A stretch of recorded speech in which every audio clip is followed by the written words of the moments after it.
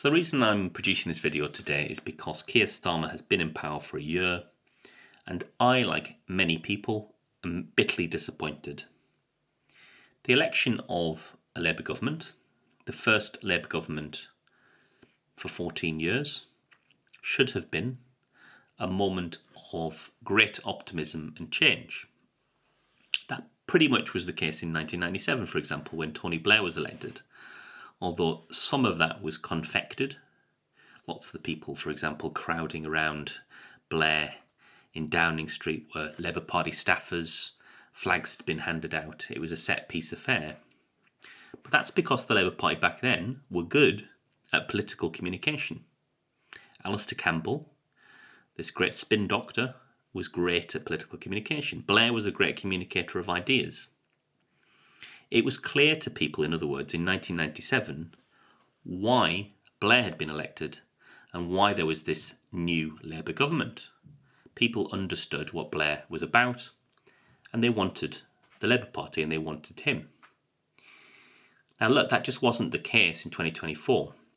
The election in 2024 was more a rejection of the Conservative Party than it was any endorsement of Keir Starmer. And we can tell that because that's what the result was, right? So Labour got 34% of the vote, actually slightly less, 33.7% of the vote, which is the lowest percentage of the vote to ever produce a majority, never mind landslide. And Starmer's personal popularity is also pretty low. Not abysmal, but low. So there's no great enthusiasm for Labour. There's no great enthusiasm for him. And part of that is because the messaging in the election is wrong. The media describe it as this Ming Vase strategy, right? The idea was, we're going to win anyway. The Tories are throwing this away because they've been in power for 14 years. They've messed everything up. And all we have to do is carry this Ming Vase over the line. And I warned at the time that the problem with the Ming Vase strategy is that it doesn't give people a sense of what the government's going to be about. And it also constrains you in office, or it forces you to pivot in office to doing something more radical than what you told people you would do. And that's bad too, right? Because it means that you've effectively lied to people at the election and then you pivot afterwards, which is what a lot of the media expected that Starmer would do. What did he do then in this year? Well, look, there are things, right? There are good things. Nationalising the railways, I think, is a good thing, although it's not full nationalisation. Only one rail company's been taken into public ownership. So there's a few good things. There's some good things on the horizon as well. The Workers' Rights Bill, for example. But there's a real problem because, going back to Blair, key thing he did, he explained to people what Labour was for, what Labour was about, how Labour was going to change people's lives. Thatcher did the same. All governments create winners and losers, and the job of the Prime Minister is to explain who those winners are and who those losers are. And if you think about the Labour Party, if you think about Keir Starmer, and you ask yourself the question, who's he for and who's he against? I actually think the answers to those questions are pretty difficult for Starmer, right? Who's he for? Well, look, I think most people would just say, I don't know who he's for. Because Labour haven't been clear in their messaging. They might say working people, that's the one thing that's kind of come through. And working people are far more likely to vote Labour than retirees, but that kind of reflects other voting patterns that were established before Starmer came to power. Age is driving voting behaviour at the moment. But then more worryingly for the Labour Party, if you ask the question, well, who are they against? Well, you'd expect the answer to be the rich, right? That's what most, Labour governments are associated with. Whereas in fact, with this Labour Party, with Starmer's Labour Party, what are you likely to say?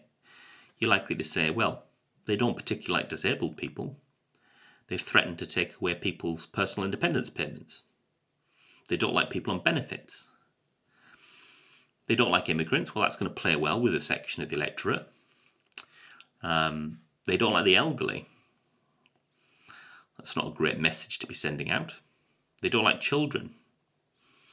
They've refused to get rid of the two-child benefit cap. Now look, I'm not saying these things are true of Starmer or Labour, although some of them are. But what I'm saying is the messaging is so poor that if you ask people who are Labour for, they won't be able to answer. And if you say who are they against, they'll name those groups. So it seems to be almost a kamikaze strategy designed to alienate voters. And it's certainly a strategy led by somebody that has no idea what he's doing. He's poorly advised.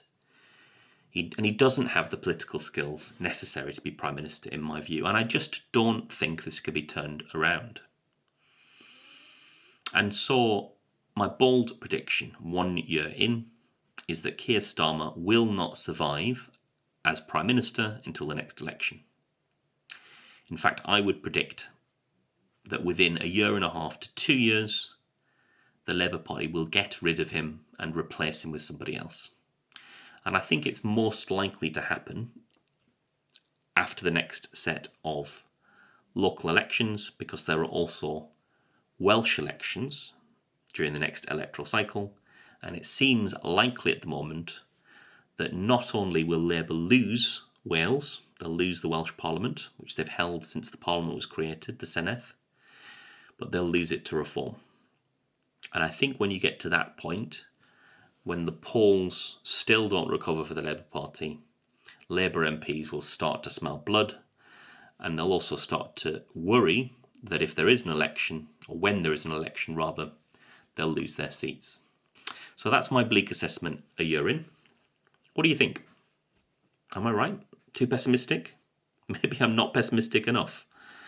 Let me know in the comments, and don't forget to like and subscribe to the channel. For now, goodbye and best wishes.